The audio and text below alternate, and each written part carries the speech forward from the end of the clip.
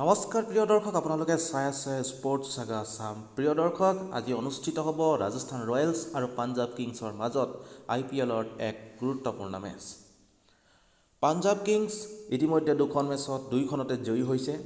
গুজৰাট টাইটান্ছ আৰু লক্ষ্ণৌ ছুপাৰ জায়েণ্টক হৰুৱাইছে।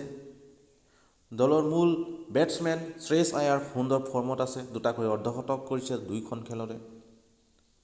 প্ৰভশিমৰণ সিং শেহতীয়াকৈ অৰ্ধশতক কৰি সুন্দৰ ফৰ্মত আছে। গতিকে পাঞ্জাৱ কিংছ দলটো শক্তিশালী।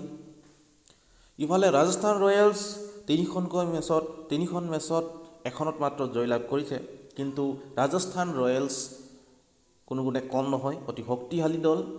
কিয়নো শেষৰ যিটো মেচ আছিলে চেন্নাই ছুপাৰ কিংছৰ বিৰুদ্ধে, সেই চেন্নাই ছুপাৰ কিংছক হৰুৱাইছে ৰিয়ান পৰাগৰ নেতৃত্বত।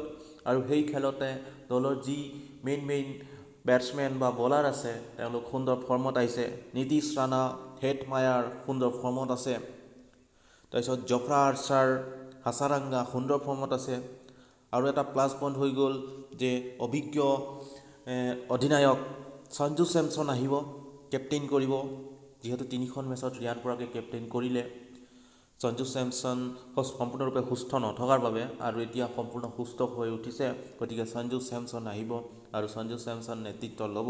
গতিকে আশা আছে যে ৰিয়ান পৰাগ বা সঞ্জু চেমছনৰ নেতৃত্বত ৰাজস্থান ৰয়েলছৰ দলটিয়ে এটা সুন্দৰ প্ৰদৰ্শন কৰিব। ধন্যবাদ।